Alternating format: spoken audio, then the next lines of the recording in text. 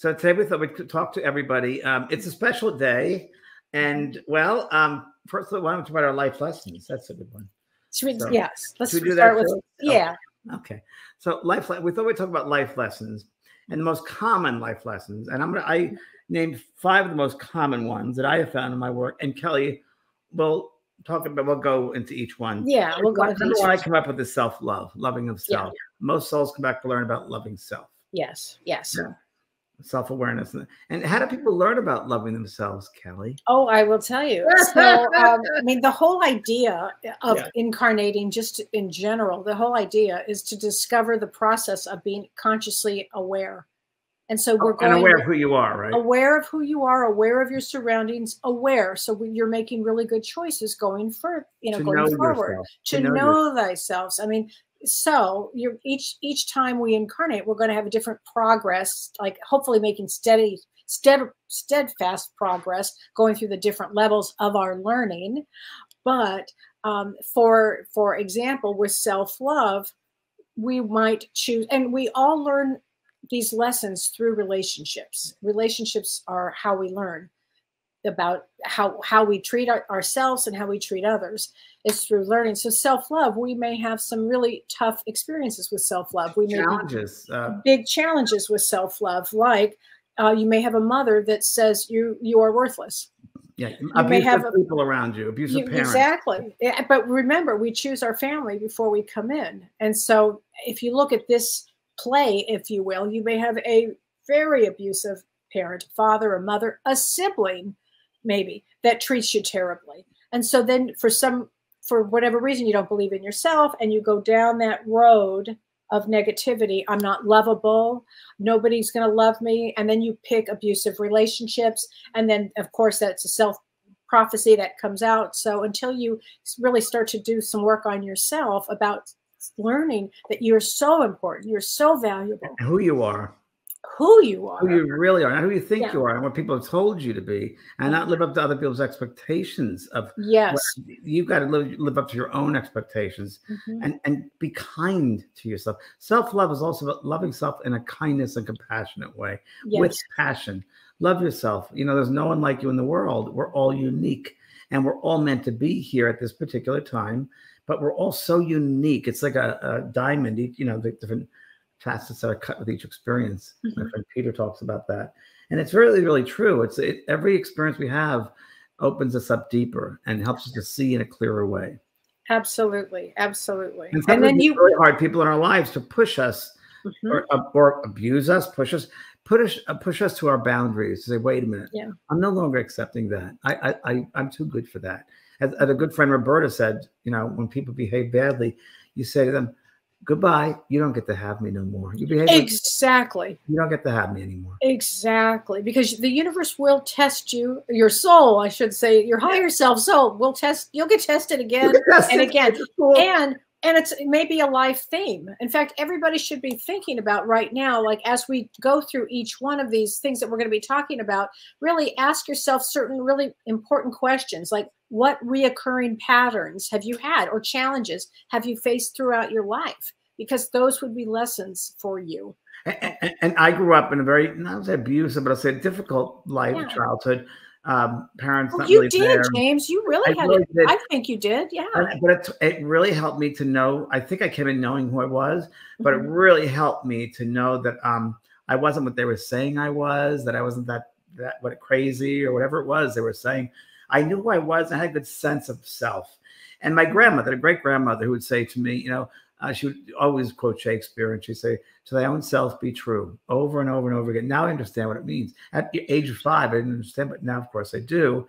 And I said to all my students, you first have to know yourself before anything. Know who you are. And also, you had somebody that loved you too, which was yes. Remember your neighbor? She loved you very much. Connie, who I did my first book to. She was meant to be on my path, no doubt about it, because we have these earthly guides, and she was the one who said, "You're very special. You have something very special inside you, and you got to live that specialty." She didn't know what it was, but she was in my space to help me believe in myself. She acknowledged that and kind of validated that. I always knew that, but didn't know that other people would know that, and she did. And she saw it. Yeah, you got to love yourself, everybody. You're made from love. So love yourself. Don't pay attention to these earthly things. And there will be people along your way to help. Yeah. There just will be. I mean, even listening to this show tonight, you might get some understanding of, wait a minute, I'm going to make some, why am I going down that road? I need to make some changes here. There are tidbits here that we've learned and that we've gleaned through other experiences that we all do. And we share with everybody. There's no human being is meant to suffer per se. There's not suffering involved. You know, you're really not supposed to suffer. There's certain experiences and challenges we all go through. Yeah. But, you know, we shouldn't put ourselves through it. The world is hard enough, you know. Oh, school's hard enough. Don't make it harder. School is hard enough, right? Oh my gosh, so true, James. So that's self-love. Another great lesson that we come to learn is forgiveness. Forgiveness. Forgiveness. Let's talk about that. Forgiveness is a medicine we give ourselves because. Yes. Remember, everything is energy, right? And if you're holding on to them old emotional stuff, it corrodes the body. It corrodes the spirit. It blocks everything. It holds things back from happening. As many of these people as NDEs have talked about, my communicators have talked about over the many, many years, energy moves. And forgiveness opens up that space and it brings up to a higher energy. You've got to be better than the person you can't forgive. You've got to be better than. And maybe in some way that's how you're teaching them as well. Take the high road, less traveled. You know? Absolutely. You must take the high road, James. Because Kellee, I just want to, if you don't mind, I've talked about this before in the show and I want to again because it's an important one. That a young man came through, he was 19 years old, came through to his mom and dad in demonstration, and he said, "Mom, I've forgiven the man that killed me. The man was a hit and run, and the driver was drunk, and the kid died. The driver lived." And he said, "Mom, I've forgiven him. You need to now." And she was like, "Huh? How could I? He take my son." He goes, "I've forgiven him. And if you don't forgive him, it's going to affect not only you and your health, emotional health, mental health, physical health, spiritual health, but it'll affect everybody else." And that's when he said, "And if we don't forgive this time around, it could affect further generations." Yes. 13 generations ahead. Exactly. 13 behind, 13 ahead. We have the sins of the forefathers. And it's very, very true. So we got to clean up that ancestral karma too. Right. And forgiveness is a very high lesson. It's a very. I think it's one of the top 5. And it's very hard. Jesus supposedly on the cross. And it keeps it really comes to my mind every week. Me too, James. Forgive them, for they know not what they do. Right. So how many people are in your lives who do crazy things, nutty things, weird things, speak at whatever they do? And Kellee taught me this, where, you know, you don't know what level they're on. You don't know what level they're on. In this school, we're mixed with baby souls, advanced souls, middle school souls, and we don't know what level they're on. So you got to be better than. And the other thing is whatever the abuse was to you that you can't forgive, or whatever it was that you can't forgive, or someone leaving you, or whatever, abandonment, whatever it happens to be, is that soul is only the soul that has done the trauma. The soul that has done the trauma is only hurting him or herself. Yeah. I mean, you know, so yeah, it's a bigger thing than you can even imagine, actually. And how can we expect the world to be a better place if we can't create forgiveness within our own lives? Right, exactly. So if we want the world to be a better place, we've got to make sure this microcosm of ourselves is in a good, upstanding, wonderful way. And that all those great things we do creates that brilliant light. And we want to be that light for everybody in this world, because we all need light. There's a lot of darkness here, but there's a lot of light. And we need to show that light. Right. We need to be proud of our light and show it, and forgive others because they don't know what they do. They don't. Well, and James, let's talk about being a victim, because that really kind of falls into this category of blaming others. Blaming others, again, that space of being victim. And as Eckhart Tolle talks about the pain body, many people like to stay in the pain body because they'll get sympathy and empathy from other people. People feel sorry for them. And they learn to live with that because they get attention. And what else, Kellee, would you say about that? They actually, blame is like an open invitation, as they say, for the ego self to take control, because it loves to be in the state of a victim. It loves to be that. So it's really a fascinating thing. Because it gets the attention. The attention. And they're in control of that. They're in control of that. That's what, you know, it's it's and interesting but that you mentioned Eckhart Tolle, because he says one of my favorite quotes is, life will give you whatever experience is most beneficial for the evolution of your consciousness. Yeah, and so if you are having, where you are blaming and you're in a victim, I mean, James, you and I can spot, oh boy, that one's a victim. Oh, here we go. Like that. I'm not time for it anymore. I'm really trying to be polite. No. But sometimes I can't do it anymore. And I'm like, no, I don't go down that road. I don't teach that class anymore. No. And don't you imagine that? I mean, I absolutely know this, that on the other side, we teach classes of what goes on Earth. 100%. And so I'm sure that I have said till I'm, blue in the face, like, look, this is what's going to happen. And this is the answer of how you need to respond. And then you make boundaries and you walk away. Yeah. But some of those people will be our greatest teachers. I mean, I have had abuse. I have been traumatized. I've read the book. You've read my book. You certainly have. God. And I wouldn't be here, really, if it weren't for you, James, and your work and all the work that you've done, and the ability to go through and have compassion for what I would do. It makes us stronger. Made me so much stronger. And I have so much empathy for souls that are even here, souls that even volunteered to come here. Yeah. This is a big school to be here. Yeah. But there are certain things that you will go through on Earth while you're here. So, and another one. And remember, Kellee, remember, it is all, I'm going to go back to this again and again. It's all energy. It is all how you use the energy. So one of the NDE experiences I wanted to share was a gentleman. So I didn't write this down, folks, but you can see on YouTube. It's a guy who died. This is interesting. He was age 4. And he was on a big wheel, and he's coming out of his driveway. His brother was across the street, and he said, come on over. We're going to go to the mall. And the little kid loved the mall. So he takes his big wheel, he's pulling out, and a neighbor didn't see him because it was down by the street, ran right over him.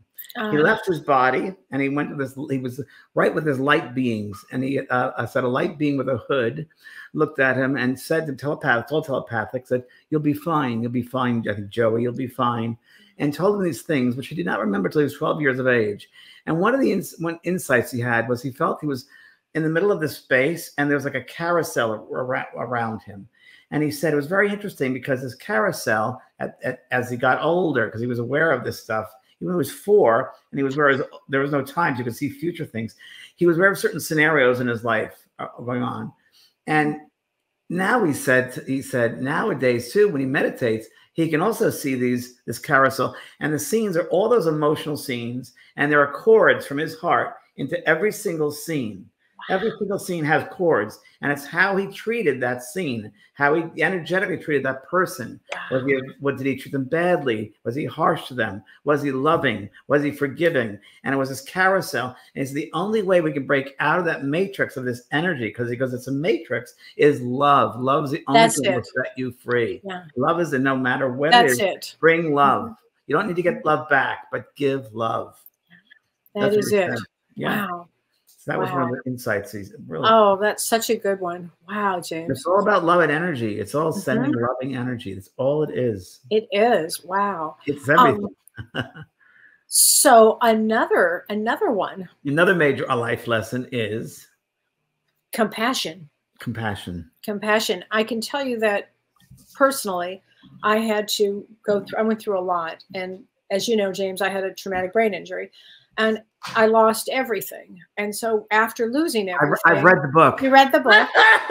Which, by the way, is coming out soon. It's coming out soon. Yes. It's in its nurturing. It's being, I don't know. Should hopefully. Just stating, I guess. Between 8 weeks and 2 months and 3 months, it'll be out. I don't understand. So I'm really excited about that. I've been through a lot. I've been through a lot. But what happened to me is all of a sudden, I felt this, I don't know how else to say it, James, like a wave of Jesus. I have no other description. And it was to have compassion for my own self of what I had gone through. And once I went inward and I sobbed and sobbed and sobbed and had such compassion for what I had gone through, I came out the other end, and I came out whole on the other end. It was, I had to have compassion for what I had gone through. And of course I have compassion for others, but I don't think I had ever had it for myself. I'm going to cry. So, wow. So for everybody who's watching this, here's an exercise based on what just Kellee said. After this broadcast is over, I want you all, if you want to create a piece of paper, a report card. And a report card has certain lessons. And I want you to look at your life and see how you did. And look at those things that we talk about: self-love, forgiveness, compassion, as we go through this, and just start assessing your life. A, B, C, something to work on. And my report card says the nun just write, needs to work on his spelling or something. He could be a good writer one day, you know. So assess yourself. This is what Kellee did, and see about the compassion for yourself and why you hold back. If you're holding back and maybe you got to see on something about maybe forgiveness, then what is it that you can make it an aid? Do you need to forgive somebody? Do you need to try to understand somebody? Do you need to have more compassion for somebody? It's a really good way, self-assessment. So a self-report card after this, okay? Don't make it difficult. Maybe 5 things that we're talking about.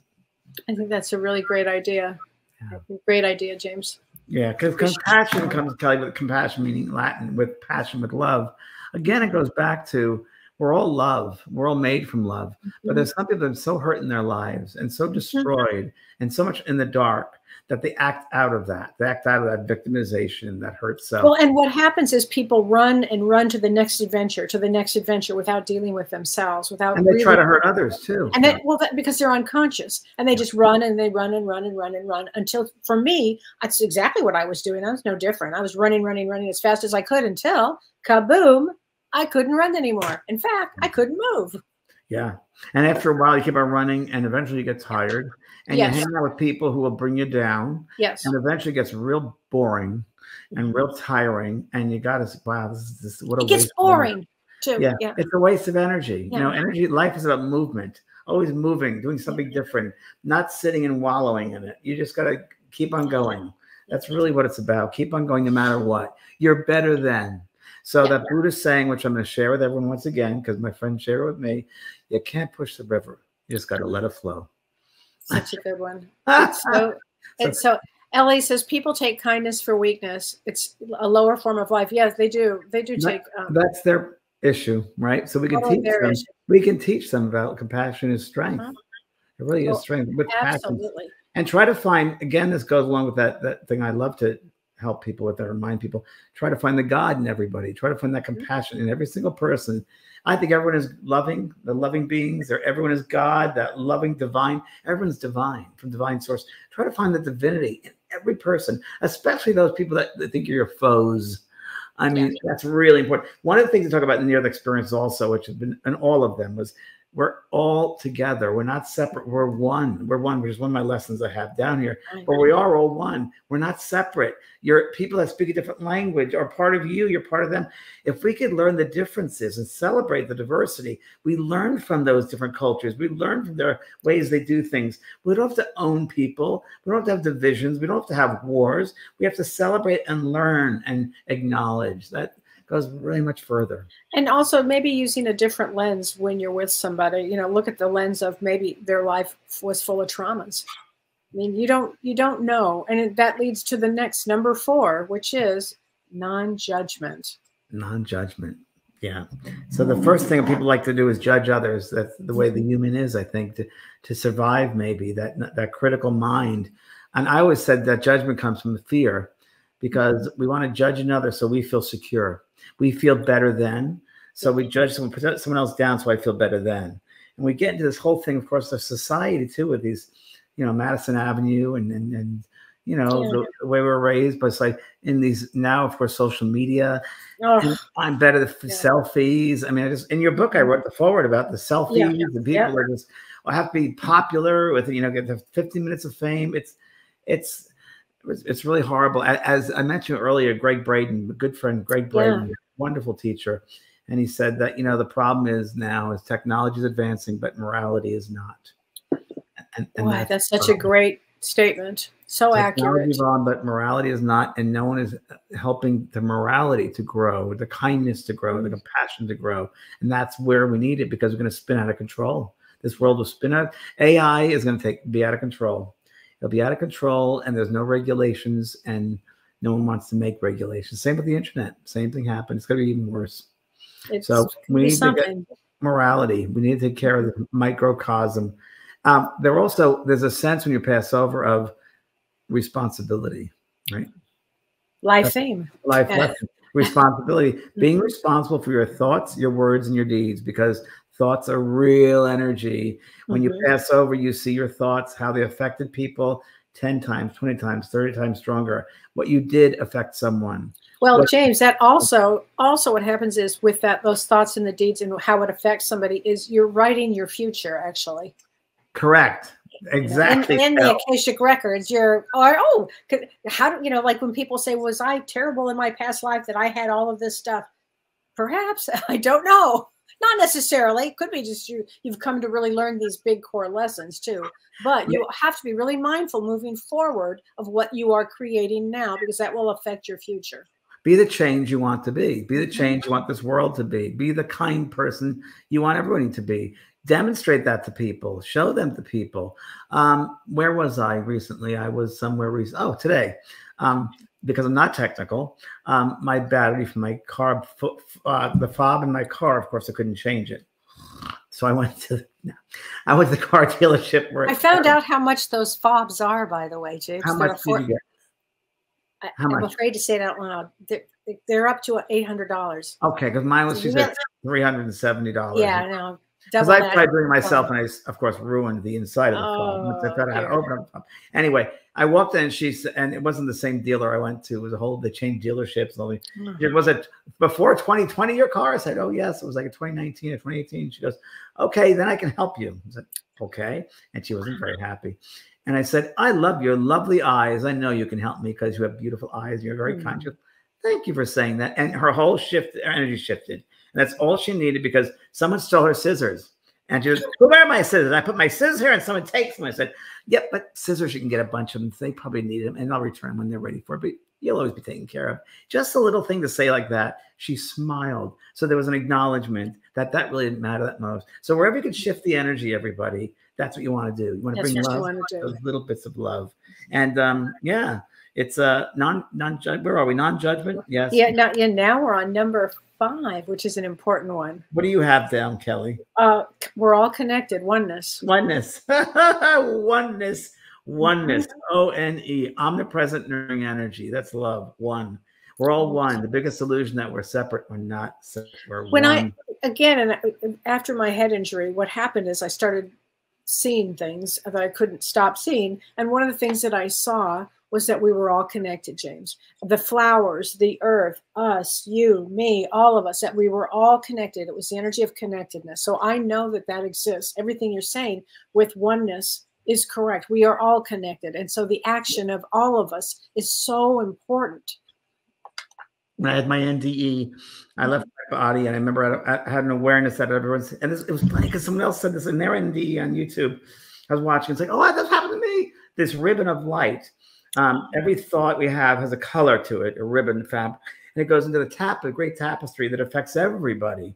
So when you have your life review, you'll begin to see all the colors and designs and you put into that tapestry. Did you make it a beautiful tapestry or did you not?